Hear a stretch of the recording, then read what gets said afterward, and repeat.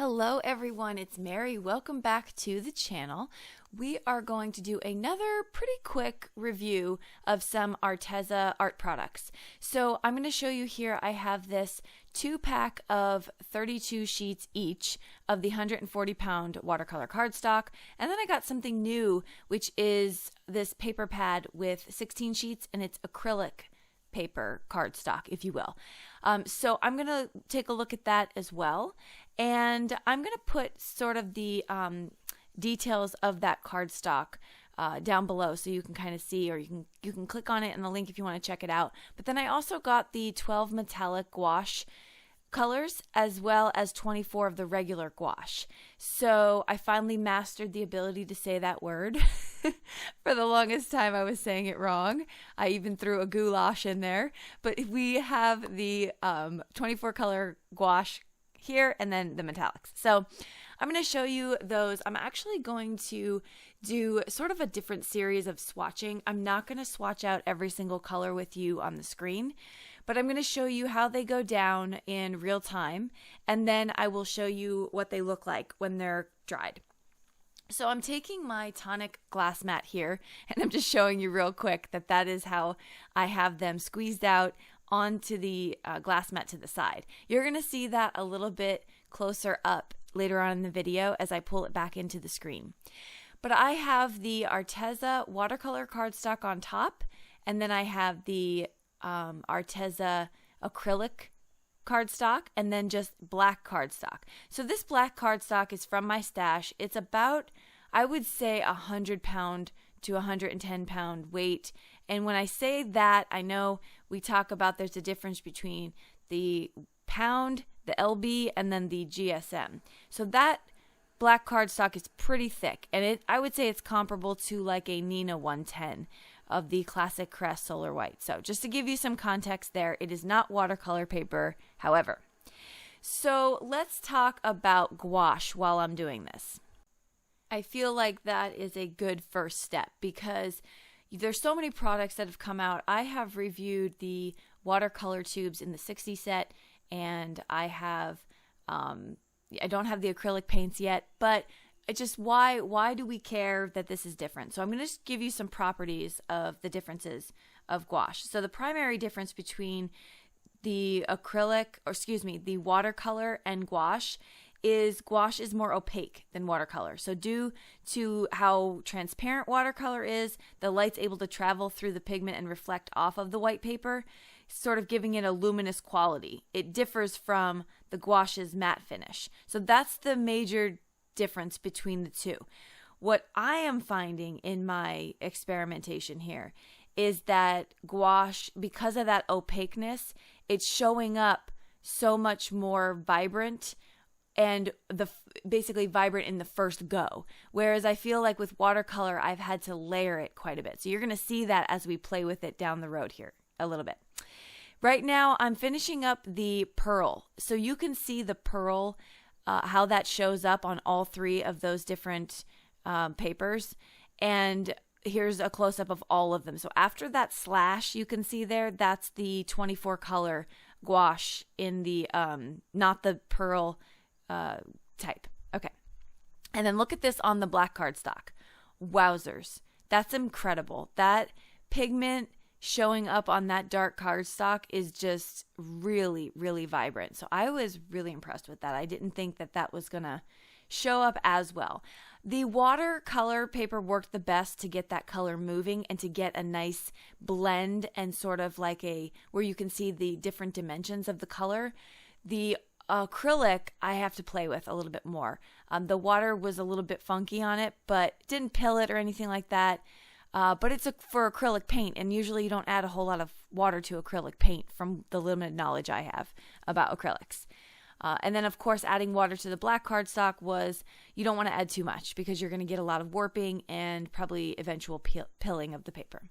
All right, so I am taking my black cardstock. Now, what I've done I've cut these down to have 2 of each. So 2 black cardstock, 2 acrylic, and 2 watercolor. And now I'm going to take this Hero Arts star background, and I am going to just stamp out and heat emboss on all 6 of those sheets. So we're going to get very similar backgrounds because we're going to do emboss resist. I am using Simon Says Stamp sticky ink.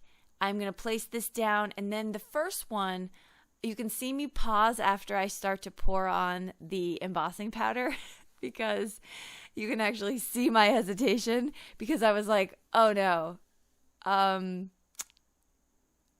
There it is. I meant to put on white embossing powder. So it's okay. I just went with it, and we're just going to have black stars coming through. We're fine. But anyway, that's my intent here with all these backgrounds. I'm going to heat set them. And so I'm not going to show you the white because you can't even see it as it heat sets. But I will tell you a little trick here. I have some double-sided post-it tape, just post-it tape that I folded over on itself and placed it down on my mini MISTI to keep my backgrounds in place. It doesn't rip the paper and it doesn't move, and I don't need a magnet. So I'm sure you've seen tricks like that out there, but that's what I use, is just what I have in my stash. So here's my 6 panels.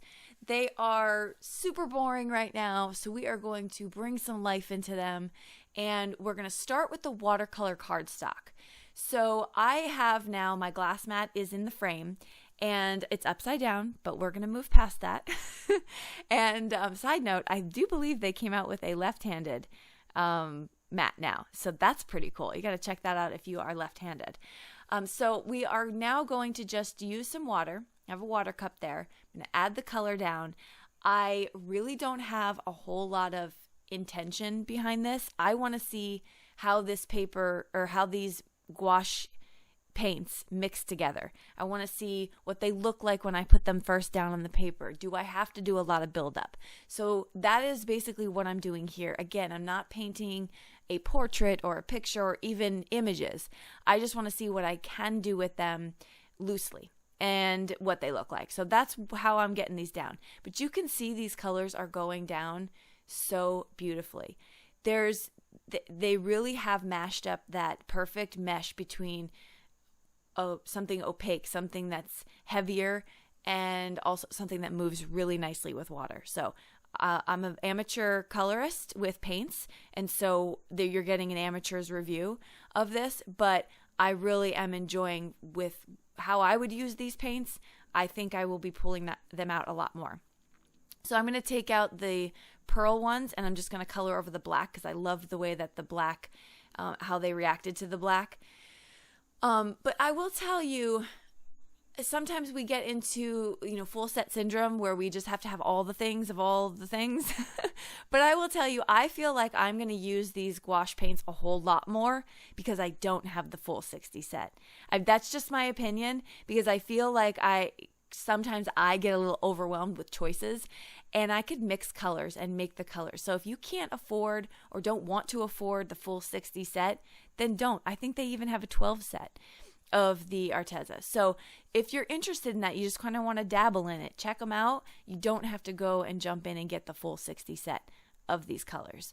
I'm super pleased this punch with the colors that I got in the 24 set and then the 12 set of the pearl. So I'm playing. You can see me playing here. You can go back when this dries a little bit to wipe up your paper so that you can bring some of that white star out a whole lot more, and I did do that. But you can see that shimmer there. It was just so pretty. Okay, so I'm moving on to now the acrylic paper, and I add I think I want to say a touch of water. I barely put water on this, and you can kind of see as I'm doing this, I'm dipping my paintbrush into the actual paint and then straight to the paper. So there's virtually no water meshing happening. I wanted to see what these colors look like because they're pearl, and I really wanted to just see that actual pearl color mixed with some of those grays and what that came out with. So I see that pearl. Oh, so pretty. But right now it's sort of underwhelming to watch this part of the process, but I feel like when I actually sat with my backgrounds and then decided how I was going to use elements that I have in my stash, things that are already colored, things that are already cut up, I need to do that. And so I'm making a commitment to myself to enjoy my crafting through things I have laying around my room. And so that is how I decided to finish off all these cards. So here's the final panels. Look at the cloud-like imagery on the bottom left one. I did nothing special with that. That was just the paint and the paintbrush. And I love how the edges of the paint sort of look cloudy. It's really cool. Okay, so I'm showing you up close some of the attributes of that. The first two I showed you are pearl, and then these are just some of the other colors that I put down. So right here at this point, this is an acrylic paper. That is watercolor. So left watercolor, right acrylic. And so now let's see how I finished these cards. So a couple close-ups of the full cards, all 6 together. And I'm going to walk you through briefly on what I did. So again, I used dies and elements in my stash already. I had a Celebrate die here, and then I had this really cute wedding die with the groom and the bride. And I just pulled out some mirror cardstock that I thought would complement that, and finished that card. This next one here, I used some Lawn Fawn border dies for the clouds, and I just wanted that background to be the focal point. So I just chose to put a sentiment on there. Go ahead, move those mountains. A nice little encouragement card there. Next card here, I had these 3 hearts already cut out and to be used one day, and I thought they were perfect because they matched the card exactly. So we have the yellow and the blue and the green in the middle, and so I just grabbed that out and an encouragement card for somebody. This one here is very, very simple. I had this little unicorn already colored. I had the sentiment ready to go, and I just put them together. And I thought, if nothing else, this could be a nice little, another little encouragement card for someone. So that was simple. This one I used a star in the background.